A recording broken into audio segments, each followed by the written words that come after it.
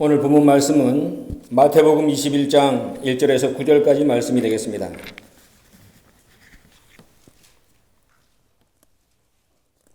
마태복음 21장 1절에서 9절 말씀을 제가 봉독을 하겠습니다.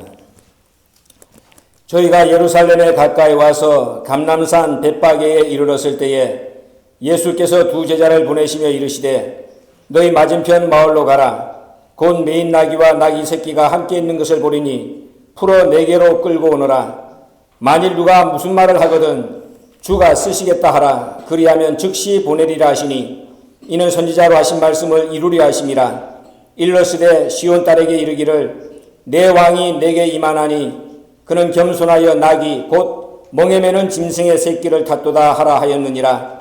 제자들이 가서 예수의 명하신 대로 하여 나귀와 나귀 새끼를 끌고 와서 자기들의 겉옷을 그 위에 얹음에 예수께서 그 위에 타시니 무리의 대부분은 그 겉옷을 길에 펴며 다른 이는 나뭇가지를 베어 길에 펴고 앞에서 가고 뒤에서 따르는 무리가 소리질러 가로되 호산나 다윗의 자손이여 찬송하리로다. 주의 이름으로 오시는 이여 가장 높은 곳에서 호산나 하더라. 이는 하나님의 말씀이니라. 아멘. 오늘 마태복음 21장 1절에서 9절 이 본문의 말씀을 통해서 나귀가 부럽습니다. 이런 제목으로 하나님의 말씀의 은혜를 함께 나누겠습니다. 오늘은 2015년도 종료주일입니다. 종료주일. 오늘 본문에서도 우리가 보는 것처럼 예수님께서 예루살렘 성에 입성하실 때 예수님을 환영하는 수많은 사람들이 종려나무 가지를 베어서 흔들면서 영접했기 때문에 오늘을 종료주일이라 이렇게 말들을 합니다. 오늘부터 한 주간 주님의 고난주간이 시작이 되죠. 예수님 공생의 3년의 절정, 또 하나님 아버지가 만인간의 구세주로 예수를 이 땅에 보내시고 난 뒤에 또 그 보내시기까지 기다렸던 4,000년 시간, 그 모든 구원 역사의 정점이 되는 한 주간, 바로 이것이 오늘부터 시작되는 고난주간입니다. 성경을 보면은 예수님은 어떤 사람의 증거를 받지 않아도 예수님은 앞날을 다 아신다 그렇게 말씀하고 있습니다. 예수님은 당신이 어떻게 죽는다는 것 아십니다. 그리고 언제 죽는다는 것까지도 알고 계십니다. 그런 예수님께서 지금 당신을 죽이려고 기다리고 있는 사자굴 속으로 지금 스스로 찾아 들어가고 계신 장면을 우리가 오늘 본문에서 볼 수가 있습니다. 겉으로 보면은 수많은 사람들이 모여서 예수님을 환영합니다. 자기들의 겉옷을 벗어서 던지고 길에 깔고 종려나무 가지를 흔들면서 호산나 다윗의 자손, 지금 나를 구원해달라. 당신은 구세주입니다. 호산나라는 말이 원컨대 지금 나를 구원하소서. 다윗의 자손이여 예수여 당신이 구세주니까는 지금 나를 구원해 주세요. 그러면서 수많은 군중들이 예수님을 환영하고 있습니다. 그런데 그런 모습들이 예수님의 눈에는 그렇게 반갑게 들어오지를 않습니다. 왜 그렇습니까? 앞날을 아시기 때문에. 불과 닷새 뒤에는 어떤 반전의 역사가 여기에서 벌어진다. 예수님은 이미 그것을 알고 계십니다. 그것을 보고 있습니다. 지금은 호산나 다윗의 자손이여 나를 구세주라고 나를 메시아라고 믿으면서 저렇게 환영하는 저 무리가 불과 닷새 뒤에는 폭도로 변해가지고 십자가에 못 박아 죽여라. 죽이지 않으면 가이사의 충신이 아니다. 살인 강도 바라바를 살려주고 예수를 죽여라. 강도보다도 못한 존재로 당신을 취급할 이 군상들의 약삭빠른 모습. 예수님은 그것이 눈에 들어오기 때문에 지금은 환영하고 있지만은 그들의 모습이 그렇게 반갑게 보이지 않았다는 겁니다. 배고픈 자들에게 3년 동안 빵을 먹여줬습니다. 그리고 사랑에 굶주린 자들에게 아낌없는 사랑도 줬습니다. 뿐만 아니라 모두 다 지옥 갈 존재들입니다. 그 지옥 갈 존재들에게 영생의 말씀을 주시고 하늘 세계에 들어갈 수 있는 길도 가르쳐 줬습니다. 그러면은 배고플 때 빵을 줬죠. 사랑에 굶주렸는데 사랑도 줬죠. 지옥 갈 존재들에게 하늘의 백성 삼아줬죠. 그러면은 그런 존재들이 어떤 모습을 보여야 마땅합니까? 그래서는 안 되고 그럴 수도 없는 관계에 있는 자들, 그런 자들이 지금 당신을 죽이지 못해서 안달인 모습, 그것을 보게 될 때에 지난 3년 동안 그런 존재를 위해서 피와 땀과 눈물을 흘린 예수님의 수고, 그것이 얼마나 서럽고 그것이 얼마나 안타까웠겠느냐 하는 말이죠. 본문의 말씀을 보면서 그냥 단순하게 오늘 예수님이 예루살렘 성에 환영받고 들어가시는구나, 낙이 타고 가시는구나, 그렇게 단순하게 생각하면 안 됩니다. 예수님의 이 깊은 마음속까지 들어가서 그 사람으로서는 헤아릴 수 없는 그 심정을 헤아리면서 맞이해야 되는 날, 그 날이 바로 오늘입니다. 여러분, 예수님을 한번 생각해 보세요. 이 모양 요대로 봐도 예수님은 정상이 아닙니다. 그잖아요. 예수님은 성경학자들이 말하기를 이 덩치가 컸어요. 그런데다가 지금 나이로는 33살, 한참 젊은 때입니다. 그런데 그런 건강한 젊은이가 나귀 새끼입니다. 여러분, 나귀 새끼 보라니까는 엄마 뱃속에서 나와가지고 그거 서보려고 비틀비틀하는 이 나귀 새끼. 왜 나귀 새끼가 나귀와 같이 있겠습니까? 나귀 새끼가 어미에게서 나온 지가 얼마 안 되기 때문에 그런 거예요. 근데 그 다리가 요약하기 짝이 없는 그 나귀 새끼 등에 덩치가 큰 장정, 33살 되는 장정이 거기 올라탔습니다. 여러분들이나 제가 눈으로 봐도 그건 정상 모습이 아니잖아요. 그럼 하나님이 바보냐 그 말이야? 하나님이 이 땅에 당신의 아들을 보내가지고 만 인간들이 조롱하는 그런 모습을 하나님이 왜 연출을 했겠습니까? 그잖아요. 기왕이면은 건강한 말이 있잖아. 튼튼한 나귀, 어미가 있잖아요. 그걸 타고 복무당당하게 환영을 받으면서 들어가도 되는데 왜 하필이면은 나귀 가운데서도 나귀 새끼, 그걸 타고 예수님을 예루살렘 성에 입성하게 했을까요?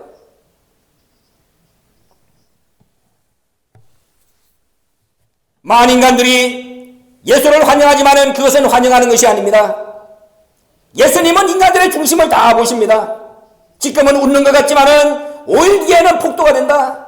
나를 죽이라고 악다구리 한다. 마귀 같은 얼굴로 덤빌 것이다. 예수님은 다 보고 계십니다. 얼마나 그 마음이 착잡하겠습니까? 내가 지금 가는 길이 이 죽음의 길이야. 예루살렘 성에 들어가서 첫째 날 무화과 나무를 저주하고 성전 청소하고, 둘째 날 수많은 바리새인들하고 정말로 아침부터 저녁까지 수없이 변론하고, 수요일 날 베다니에 가서 잠깐 머물면서 가룟 유다를 어떻게 하면 살릴 것인가 하나님 앞에 기도하고, 목요일 날 겟세마네 동산에 가서 기도하면은 그 다음날 잡혀서 죽는 겁니다.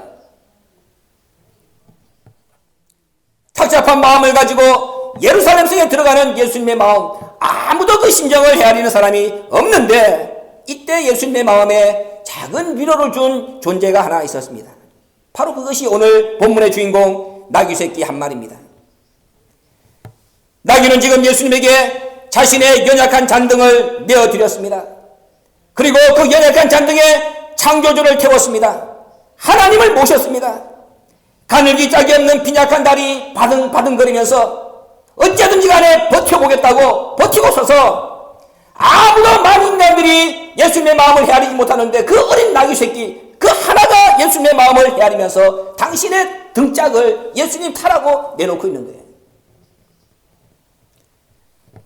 미물이지만은 이 존재마저 없었다면은 예수님의 입성길이 얼마나 황량했겠습니까? 그러나요? 성경을 보면은 사람이라고 사람이 아닙니다. 예수님이 이 땅에 왔을 때는 사람이 없다 그랬잖아요. 의인이 없다 그랬습니다. 얼마나 예수님이 기가 찼으면은 바리새인들이 자기 백성인 줄 알고 왔는데 예수님을 핍박하니까는 어린아이들이 예수님을 환영했습니다. 그러니까는 바리새인들이 가서 예수님 보고 저 어린애들이 하는 입을 닥치게 해라. 네가 뭔데 어린아이들을 통해서 그런 영광을 받냐? 예수님이 뭐라고 그랬습니까? 저 어린애들이 소리치지 않으면은 길가에 있는 돌들이 소리친다. 생물이든 미생물이든 하나님은 당신의 영광의 도구로서 하나님은 다 사용하시는 겁니다.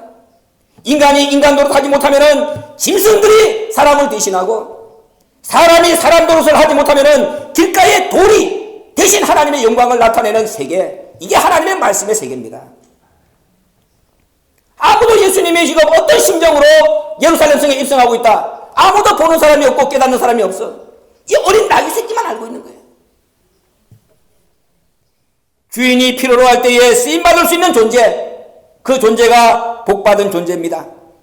주인이 원하실 때에 그 이용물이 되어드리는 존재, 이 존재가 복이 있는 존재입니다. 나귀가 바로 그런 존재입니다. 예수님이 마태복음 10장 42절에서 뭐라고 말씀했습니까?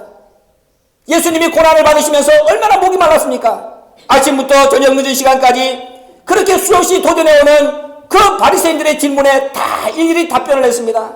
그런데 어느 한 사람 예수님에게 물 한 그릇 갖다 주는 사람이 없습니다.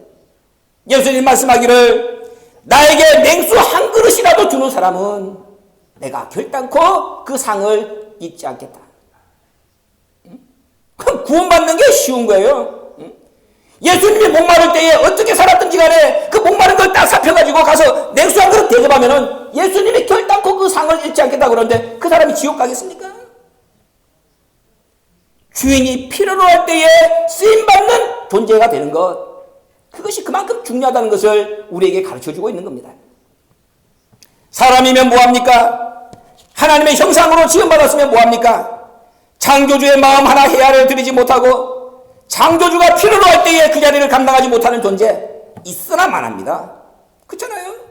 겉으로는 내가 사람이네, 내가 만물의 주인이네. 그럼 뭐합니까? 만물보다 거짓된 것이 죄악된 인간의 마음이라. 나귀는 지금 예수님 마음을 헤아리고 있잖아요. 발람 선지자가 이스라엘 백성들을 가서 저주해라, 발락이 금은 부하를 보내가지고 그렇게 얘기를 했습니다. 선지자입니다. 발람 선지자라고 성경에 나와 있습니다. 근데 하나님은 이스라엘 백성은 저주하지 말라 그랬습니다. 그런데 금은 부하를 보니까 눈이 돌았습니다. 하나님이 가지 말라 그랬는데 더 많은 금은 부하를 보내니까는 이스라엘 백성을 저주하러 갑니다. 그때 누가 그 발람 선지자의 길을 막았습니까? 나귀 새끼입니다. 나귀는 눈을 떴습니다. 나귀가 보니까는 하나님의 사자가 앞에서 칼을 빼들고 죽이려고 하는 거야. 안 갔습니다. 발람 선지자가 나귀를 3번이나 두드려 팼죠. 야, 너 왜 내가 가자 그러는데 안 가느냐, 가자 그러는데 안 가느냐. 그때 나귀가 뭐라 그럽니까? 주인이시여, 내가 언제 주인이 나한테 명령할 때에 내가 거부한 거 봤습니까? 근데 지금 저 앞에는 하나님의 사자가 칼을 빼들고 있습니다. 지금 주인이 가는 길이 잘못된 길이라는 것을 하나님이 나에게 가르쳐 줬습니다. 당신이 못 깨달으니까 하나님이 이 나귀의 입을 벌려가지고 가르쳐 주고 있습니다. 예수님의 입성은 영광만 있는 입성이 아닙니다. 온갖 곤모술수, 사악한 개교, 음흉한 모략이 숨어있는 두려운 입성입니다. 찬송과 기쁨과 승리만 있는 입성이 아니라 저주와 슬픔과 아픔과 눈물과 낭패가 있는 그런 입성입니다. 누가 예수님의 마음의 비애를 알았습니까? 누가 예수님의 심정을 어루만져 주고 있습니까? 아무도 없습니다. 지금 그런 길을 예수님 혼자, 그리고 미문단주에 불과하지만은 예수님의 속을 헤아리는 어린 나귀 새끼, 그거 하나 데리고 예수님이 지금 들어가고 있다 그 말입니다. 2015년도 오늘 종료주일을 맞이한 저와 여러분, 오늘 이 길을 비록 늦었지만은 오늘 저와 여러분이 주님과 함께 가자는 겁니다. 나귀 대신에 저와 여러분의 이 등짝을 예수님에게 내드리고 예수님을 태우고 나귀 대신 오늘 우리가 입성을 해야 2000년이 지났지만은 2000년 전에 그 섭섭하고 서러웠던 예수님의 심정, 그 심정을 제대로 헤아려 드리는 하나님의 백성이 될 수가 있다 하는 말입니다. 그래서 오늘 종료주일입니다. 하나님은 이 나귀를 통해서 우리에게 크게 몇 가지 교훈을 주고 있습니다. 첫째로, 나귀는 예수님께 첫사랑을 바쳤습니다. 첫사랑을. 마가복음 11장 2절을 보면은 성경은 이렇게 기록하고 있습니다. 아직 아무 사람도 타보지 않은 나귀 새끼라. 이 나귀는 태어나서 아무도 그 나귀 등에 올라타본 사람이 없습니다. 새끼 나귀는 태어난 지 얼마 되지 않은 어린 나귀입니다. 그래서 사람을 태워본 적도 없고 짐짝도 실어본 적이 없습니다. 동정녀처럼 순결하기 짝이 없는 더럽혀지지 않은 존재가 이 어린 새끼 낙입니다. 그런 낙이가 예수님을 자기 잔등에 모신 겁니다. 예수님께 첫사랑을 바치고 있는 겁니다. 세상을 살아가는 사람들 보세요. 자기는 온갖 남봉꾼 짓을 다 하지만은, 여러분 봐봐. 여러분들 과거나 나나, 내가 성경을 읽으면서 제일 은혜스럽고 인간으로서 이럴 수가 있느냐 생각하는 사람이 호세아 선지자야. 하나님은 호세아 선지자 보고 뭐라 그럽니까? 창녀. 너 창녀를 데려다가 네 마누라 삼아라. 하나님이 그랬습니다. 여러분 같으면은 여러분들이 수총각인데 이제 결혼을 해야 되는데 하나님이 나타나가지고 야, 너 저기 가서 저 몸 파는 여자, 동네방네 모든 사람들이 손가락질하는 저 여자 데려다가 네 마누라 삼아라. 순종하겠습니까? 호세아 선지자는 그렇게 한 거야. 사람으로서는 할 수 없죠. 세상에서 이제 금이야 오기야 해가지고 잘 키워놓은 아들이나 딸, 온갖 남봉꾼 짓 다 한 놈한테 남자는 남자, 여자는 여자, 야 그거 며느리로 사위로 삼아라. 여러분 가운데 누가 순종하겠습니까?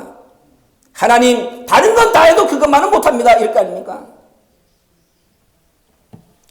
세상 사는 사람들은 다 혼전 순결을 강조합니다.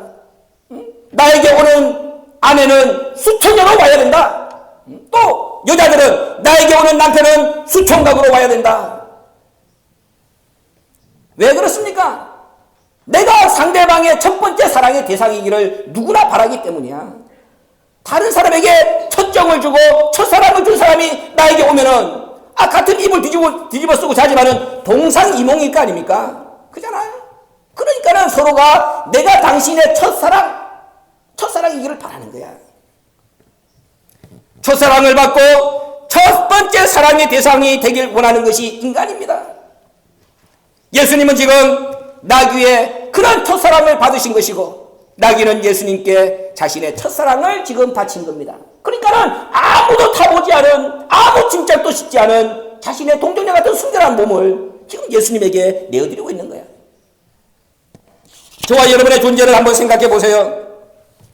우리의 첫사랑의 대상이 누구였습니까? 여러분들한테 다 물어봐.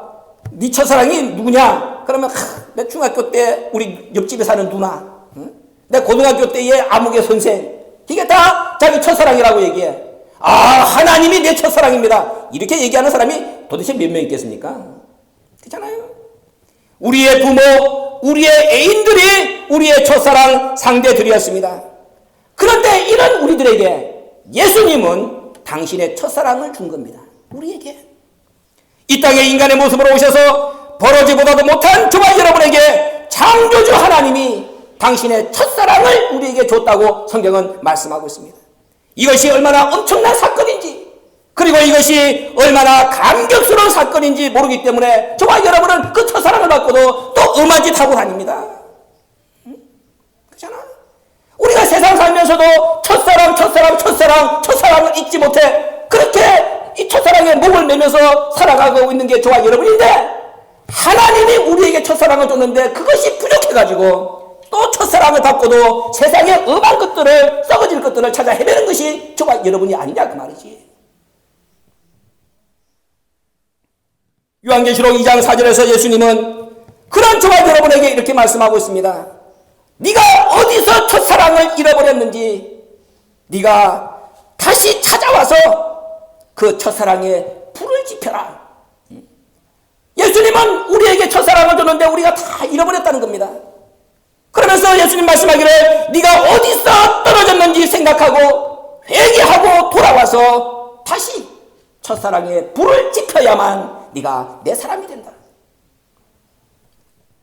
예수님이 오늘 이 새끼나귀를 타고 예루살렘성에 입성하시는 것은 그저 눈에 보이는 현상으로만 생각해서는 안 됩니다.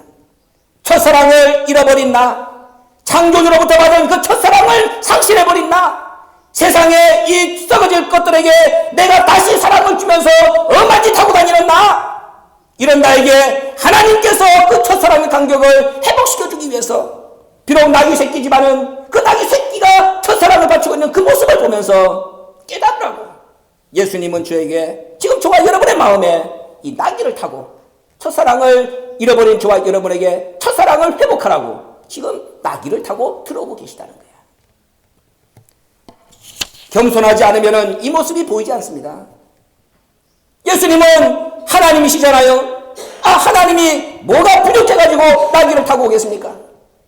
예수님이 왜 예루살렘 성에 입성할 때에 말 타고 들어오지 않았습니까? 점령군같이. 저와 여러분의 여린 마음, 저와 여러분의 상처받기 쉬운 마음, 하나님은 비록 우리가 죄를 지었다 할지라도 저와 여러분의 이 여리고 연약한 마음에 강권적으로 하나님은 상처를 입히고 싶지 않은 겁니다. 말 타고 들어오면 마음껏 눈이 날 거 아닙니까?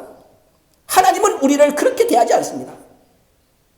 네가 문을 열어줄 때까지, 네가 문을 열어줄 때까지, 네가 깨달을 때까지. 그래서 예수님은 이 어린 나귀 새끼를 타고 저와 여러분의 마음에 겸손하게 나귀 새끼를 타고 찾아오시는 겁니다. 문을 두드리시는 겁니다. 2015년도 오늘 종료주의를 맞이해서 이런 주님의 마음을 헤아리고 잃어버린 첫사랑을 회복하기 위하여 연약한 나귀에 타고 그 하나님께서 들어오시는 모습을 정말로 땅에 엎드려서 믿음으로 영접하는 신광의 공성 모두가 되시길 주님의 이름으로 부탁을 드립니다. 두 번째로, 나귀는 지금 자기 등에다가 예수님을 태움으로 무슨 일을 하고 있느냐? 만 인간의 죄의 무게, 그 죄의 무게를 맛보고 있습니다. 예수님은 만 인간의 구세주로 오신 분입니다. 외형적으로는 분명히 혼자 왔습니다. 그러나 예수님은 이 땅에 오실 때에 혼자 오신 것이 아니라고 성경은 말씀하고 있습니다. 예수님이 이 땅에 오실 때까지, 예수님이 오시는 길을 4,000년 동안 닦았던 수많은 거룩한 주의 종들이 있습니다. 예수님은 그 수많은 거룩한 주의 종들을 다 이 양 어깨에다가 짊어지고 그리고 예수님은 오신 거야. 유다서 1장 14절에 그렇게 말씀하고 있죠. 보라, 주께서 그 수많은 거룩한 자와 함께 임하셨나니. 겉으로 볼 때는 예수님이 혼자 오신 거 맞습니다. 그런데 예수님이 오기까지 그 터가 되어드렸던 수많은 거룩한 주의 종들, 그들의 바람, 그들의 소원, 그것을 예수님은 양 어깨에 걸머지고 그 수많은 거룩한 무리들과 함께 예수님이 오신 것입니다. 뿐만 아니라 예수님의 양 어깨에는 만인간의 죄악된 그 죄악의 무게도 예수님의 양 어깨를 무겁게 짓누르고 있습니다. 그러니 예수님의 어깨가 얼마나 무겁냐고 말이야. 이 한쪽 어깨에는 예수님이 오시는 거룩한 길이 되어드린 수많은 거룩한 자들이 예수님의 어깨를 짓누르고, 또 이 다른 한쪽 어깨에는 그 죄 많은 모든 인간들의 그 죄악의 무게가 예수님을 짓누르고 있습니다. 그러니까 예수님의 양 어깨는 이게 가벼운 게 아니야. 그 무게가 얼마나 되겠습니까? 저와 여러분의 죄악의 무게를 달 수 있는 저 우리 어디 있습니까? 근데 예수님이 오시기까지 이 땅에 수천억의 인간들이 왔다 갔는데 그 죄악의 무게가 얼마나 무겁겠냐 그 말이야. 그런데 그런 예수님을 지금 나귀가, 어린 새끼 나귀가 자기 잔등에 예수님을 태웠습니다. 예수님을 태웠다는 말은 수많은 거룩한 자도 태운 것이고 억조찬생 모든 죄인들의 죄악의 무게도 함께 짊어졌다는 말입니다. 연약하기 이를 데 없는 새끼 나귀. 보세요. 이 장면을 여러분들이 양심이 있다면 눈물 없이 볼 수가 있습니까? 그저 단순하게 아이고 나귀 새끼 등에 예수님이 탔구나. 아닙니다. 예수님이 오실 때에 거룩한 자들의 그 기도의 바람, 그 무게, 만인간 옥조찬생 죄악된 인간들의 그 죄악의 무게, 그걸 짊어지신 예수님이 나귀 새끼 등에 탔으니 예수님이 곧 그 무게고 그 무게가 곧 예수님의 무게야. 그걸 지금 어린 나귀 새끼가 지금 바치고 있는 겁니다. 예수님이 짊어진 죄악의 무게를 맛본 존재는 나귀 새끼 한 마리뿐입니다. 예수님의 고난의 중량, 예수님의 대속의 중량을 아는 존재는 이 세상에 오직 이 새끼 나귀 한 마리밖에 없습니다. 그러니 비록 민물이지만은 그 무게를 이 나귀 새끼가 감당할 때에 그 마음이 얼마나 무겁고 미어지겠냐고 말이죠. 이 연약하신 예수님이 이 억조찬생이 모든 죄인들의 무게를 혼자 감당하고 있구나. 인간들이 이 무게를 모르는구나. 나귀 새끼 한 마리만 그 무게를 알고 있는 거야. 그러니 인간으로서 짊어질 수 없는 그 짐을 짊어지고 가시는 예수님을 볼 때에 이 미물이지만은 그 예수님을 생각할 때에 얼마나 가슴이 미어졌느냐는 말이죠. 여러분들 길을 가다가 한국에 가서 보면은 미국에서는 그런 거 잘 못 봅니다. 소가 밭을 가는데 소 주인들이 코에다가 쟁기를 떼가지고 무겁게 쟁기를 갈게 하고 있습니다. 소가 제대로 먹지도 못해서 몸이 더러워 밭을 가는데 힘들어. 그래도 소는 수걱수걱 주인이 끄는 대로 그냥 가잖아요. 쟁기를 두르고 밭을 갈고 있는데 또 등짝에 무거운 짐을 하나 가득 싣고 말없이 걷고 있는 소. 미물이라 말은 못하지만은 그 등짝의 무게와 고통, 소는 뭐로 얘기를 하느냐? 그 큰 눈망울로 얘기해. 여러분, 소 눈이 얼마나 큰 줄 압니까? 황소 눈이라 그러잖아, 황소 눈. 저는 어렸을 때 이걸 봤어요. 가는데 소가 등에다가 짐을 가득 쥐고 이렇게 가는데 소가 그냥 침을 흘리면서 가는 거야. 근데 그 소를 가만히 내가 쳐다봤어. 근데 소하고 내가 눈이 마주쳤어. 소가 그냥 눈을 꾹 하면서 고개를 돌리고 하는데 그게 그냥 사람이 나한테 얘기하는 것 같은 이 가슴이 아리아리한 느낌이 들더라고. 야, 저거 무게가 저거 얼마나. 근데 미물이니까 말은 못하고. 지금 나귀 새끼는 예수님에게 자기 고통을 호소하고 있지 않습니다. 무겁다고 양심이 있으면은 내려져 마땅하지 않겠냐고 예수님에게 말하고 있지도 않습니다. 그저 기뻐서 어쩔 줄 모르면서 오히려 예수님이 자기 등에서 내릴까만 노심초사 걱정하고 있습니다. 내가 창조주를 모셨다. 내 등에 지금 하나님이 타고 계신다. 만인간의 죄를 홀로 걸머쥐고 계신 그분의 무거운 짐을 지금 내가 잠시나마 덜어드리고 있다. 하나님과 함께 내가 그 짐의 무게를 지금 나누고 있다. 나귀는 지금 이 감격에 겨워서 자기 자신이 새끼 나귀라는 사실도 잊고 예수님에게 이렇게 말하고 있습니다. 예수님, 나 고통스럽지 않습니다. 나 힘들지 않습니다. 나 버틸 수 있습니다. 그러니 제발 예수님 내리지 마시고 조금 더 오래 계셔주세요. 나에게 좀 더 오래 모실 수 있는 기회를 주세요. 그러면서 지금 예수님을 예루살렘 성까지 이 나귀가 지금 모시고 가고 있는 거야. 이런 나귀의 모습이 저와 여러분의 눈에 보여야 그래도 하나님의 형상을 가진 하나님의 백성이라 말할 수가 있습니다. 이걸 예수님이 저와 여러분에게 깨달으라고 그 연약한 나귀 새끼를 타고 지금 가고 계신 거야. 바보가 아닙니다. 예수님이. 봐라. 미물이지만은 하나님의 뜻을 깨달았을 때에 이런 마음으로 나를 지금 모시고 가느니라. 이 말씀을 준비하면서 참 눈시울이 많이 뜨거워졌습니다. 원로 목사님을 모시던 지난날 주마등처럼 눈앞을 스쳤습니다. 나기보다 못했던 나의 모습이 죽고 싶을 만큼 원망스러웠습니다. 내가 하나님의 사람이라면서 수십 년 동안 곁에서 수발 들고 모셨는데 나는 정말로 진실한 마음으로 단 한 번이라도 내 등짝을 원로 목사님께 내어드린 적이 있느냐. 할 수만 있으면은 내가 한 번이라도 그 연로하신 원로 목사님의 잔등에 올라타서 내가 원하는 이익을 얻어쓰고 빼내려고 애쓰면 애썼지 내 등짝을 그분에게 내드리면서 타시라고. 내가 이 어린 나귀 새끼처럼 내 등짝을 정말 진실한 마음으로 한 번이라도 내드린 적이 있을까? 그것이 너무나도 슬프고 너무나도 죄송스러웠습니다. 그래서 나귀 앞에 부끄럽고 그래서 이 나귀가 얼마나 부러웠는지 모릅니다. 저와 여러분, 그저 예수님은 하얀 종이에 까만 글자 이것으로 우리에게 말씀하지 않습니다.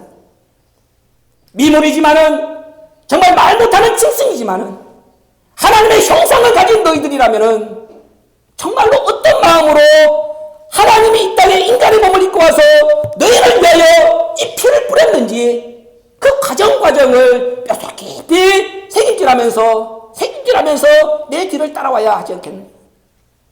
이게 고난주간이 주는 의미입니다. 매년 똑같은 고난주간이다. 아이고 작년에도 올해도 또 이렇게 무슨 집회를 이렇게 많이 하느냐. 100번 그렇게 교회만 정말로 왔다 갔다 하는 그런 존재가 되면은 예수님의 피하고 나하고 무슨 상관이 있습니까? 한 말씀이라도 깨닫고 가야죠. 오늘 본문의 낙이 참으로 훌륭합니다. 그러나 이 낙이만큼이나 훌륭한 존재가 또 하나 있습니다. 낙이 주인입니다. 예수님은 제자들을 낙이 주인에게 보냈습니다. 그리고 낙이를 네가 보면은 무작정 아무 말도 하지 말고 풀어서 끌고 와라. 예수님은 그렇게 명령했습니다. 그러다가 혹시 주인이 제지하면은 그때에 한마디만 던져라. 주가 쓰시겠다. 그렇게만 제자들에게 말하고 보냈습니다. 가서 주가 쓰시겠다 한마디만 하면은 그 주인이 즉시 이리로 보내리라. 제자들은 반신반의하면서 갔습니다. 그런데 가니까 예수님이 말씀하신 그대로입니다. 나귀가 있었습니다. 풀었습니다. 그랬더니 누가 제재를 합니다. 너희들 무슨 짓 하느냐? 그래서 제자들이 예수님께서 말한 대로 주가 쓰시겠다 한마디만 했습니다. 그랬더니 주인이 아무 말 하지 아니하고 즉시로 그 나귀를 내어줬습니다. 제자들이 나귀 새끼를 풀어갈 때에 나귀 주인은 막지 않았습니다. 주가 쓰시겠다는 말 한마디에 조건 없이 예수님 말씀대로 즉시 허락했습니다. 예수님이나 제자들을 난처하게 만들지 않고 기꺼이 뜻의 도구로 자신이 기르던 나귀를 하나님 앞에 바친 겁니다. 만약에 나귀 주인이 예수님이 그렇게 제자들에게 딱 말했는데도 불구하고 반발하거나 조롱하거나 하나님의 뜻하고 상관이 없는데 무슨 상관이냐? 만약에 그렇게 대들었다고 생각을 해보세요. 하나님의 뜻은 뭐가 되고 성경 말씀은 어떻게 이루어지고 예수님의 체면은 또 어떻게 되겠습니까? 그냥 나귀 주인은 예수님이 주가 쓰시겠다 한마디 하니까는 아멘 하고 그냥 드린 거야. 나귀가 만세전에 예정되어 있었던 미물이었듯이 나귀 주인도 역시 만세전에 오늘 한날을 위해서 예비되었던 그런 존재인 것입니다. 창세기 49장 11절에 보면은 나귀가 왜 이렇게 미물이지만은 예수님을 자기 등에다가 모시는 거룩한 일을 할 수가 있었느냐? 나귀는 그냥 나귀가 아닙니다. 창세기 49장 11절 보면은 이렇게 기록하고 있습니다. 나귀를 포도나무에 매며 그 암나귀 새끼를 아름다운 포도나무에 맬 것이며 또 그 옷을 포도주에 빨며 그 복장을 포도즙에 빨리로다. 나귀는 포도나무에 매래. 포도나무에. 여러분 포도나무가 누굽니까? 요한복음 15장 1절에 예수님이 말씀하기를 나는 포도나무다. 만세전부터 이 나귀는 포도나무 되시는 예수님에게 매여 있었습니다. 그러니까는 비록 미물이지만은 예수님과 만세전부터 교감이 있었어. 포도나무 예수님에게 매여 있었단 말이야. 그러니까는 예수님의 존재를 그 누구보다도 잘 알고 하나님의 말씀의 이치를 그 누구보다도 제대로 알고 있는 존재가 누구냐? 이 나귀야, 나귀. 그저 나귀가 어느 날 갑자기 예수님한테 자기 등짝을 내놓고 예수님 타세요 이렇게 말한 것이 아니라는 겁니다. 만세전부터 나귀는 포도나무 되시는 예수님에게 매여 있었다 그 말이야. 이런 나귀를 훈련시키고 잘 양육한 존재, 그 존재가 나귀 주인입니다. 나귀가 예수님의 존재를 잘 알고 있었듯이 나귀 주인 역시 예수님의 존재를 나귀 못지않게 잘 알고 있었습니다. 그래서 주가 쓰시겠다 한마디 하니까는 이유 불문하고 즉시 순종해서 하나님의 뜻을 이루는데 밑거름이 되었다고 성경은 말씀하고 있습니다. 2015년도 종료주일 아침, 오늘 하나님은 오늘 본문에 등장하는 새끼나귀 한 마리, 그리고 그 새끼나귀 한 마리를 제대로 양육한 나귀 주인 같은 존재를 우리 가운데서 찾고 있습니다. 때를 위해서 제대로 예비되어 있는 준비된 인물, 주인의 이용물로 쓰기에 합당한 인물, 주인의 마음을 유래해주는 뜻을 아는 거룩한 인물. 하나님은 2000년 전에는 내가 나귀를 타고 예루살렘 속에 들어갔지만 이제 2000년이 지난 오늘만큼은 하나님께서 저와 여러분을 타고 예루살렘 성에 들어오고 싶다는 겁니다. 저와 여러분 보고 이 미물이 아닌 저와 여러분이 이제는 말씀을 깨닫고 예수님에게 등짝을 내드릴 수 있는 거룩한 신령한 나귀가 되어달라고 오늘 예수님은 말씀하고 있다는 겁니다. 누가 이런 존재가 되어드리겠습니까? 누가 오늘 이런 예수님의 부르심에 아멘하고 내가 여기 있다고 응답하면서 예수님에게 자기의 등잔을, 자기의 잔등을 내어드리겠습니까? 길가에서 어린아이들이 외칠 때에 우리가 외치지 않으면 돌들이 소리친다고 그랬습니다. 오늘 저와 여러분이 예수님께서 본문의 말씀을 통하여 이렇게 가르쳐줬음에도 우리가 신령한 나귀 한 마리가 되어서 예수님을 우리 잔등에 태워서 신령한 예루살렘까지 진격하지 않으면 예수님은 또 어디 숨겨놨던 다른 새끼 나귀를 또 고를 수밖에 없습니다. 언제까지 예수님의 이 예루살렘 성에 입성하는 그 발걸음을 초라하고 비참하고 서럽게 만들려고 하십니까? 2015년도 이 종료주일이 더 이상 예수님의 마음을 서럽게 하지 않는 여기 종기부를 찍어드리는 그런 주일이, 거룩한 주일이 되어야 됩니다. 저와 여러분이 이제는 신령한 나귀가 되어서 저와 여러분의 등에 예수님을 태우고 마지막 변화의 말씀을 힘을 다하여 예루살렘 성까지 가지고 운반함으로 말미암아서 호산나 다윗의 자손이여, 이렇게 우리 입에서 나오는 이 메시지가 정말로 죽어가는 심령들을 살리고 이 천하 만물들도 하나님의 아들이 나타나는 그 한 때를 기다리고 있다 그랬습니다. 천하 만물이 총동원돼가지고 드디어 우리가 6천년 동안 기다렸던 하나님의 아들들이 나타났구나 기뻐하면서 정말로 진정한 호산나 다윗의 자손을 만물들과 함께 우리가 외칠 수 있는 그러한 승리의 입성, 거룩한 입성이 되는 오늘이 되시길 부탁을 드립니다. 그런 자들에게만 고난주간이 끝난 다음 주 부활의 새 아침이 보장되어 있다는 사실을 명심하시길 바랍니다. 하나님께서 찾으시는 신령한 나귀 한 마리가 되어서 오늘 주님과 함께 거룩한 믿음의 발걸음으로 예수님의 지치고 서러운 마음 넉넉하게 위로해드리는 신광의 권속 모두가 되시길 주님의 이름으로 부탁을 드립니다. 고마우신 하나님 아버지 은혜를 진심으로 감사합니다. 미물에 불과한 나귀지만은 오늘 그 나귀를 통해서 생명의 메시지를 주시니 진심으로 감사합니다.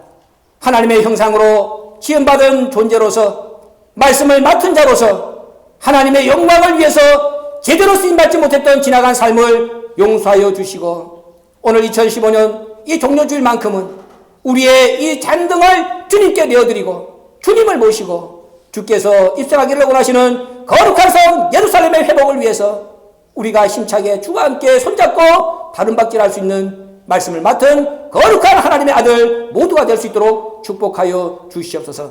오늘부터 시작되는 고난주간, 한 주간의 고난에 믿음으로 동참해서 주님께서 우리에게 주시기를 원하시는 십자가의 흔적이 머리에서부터 발끝까지 정확하게 새겨지는 십자가의 사람으로 거듭나는 저희 모두가 되게 하여 주시옵소서. 예수님의 이름으로 감사기도 올려옵나이다.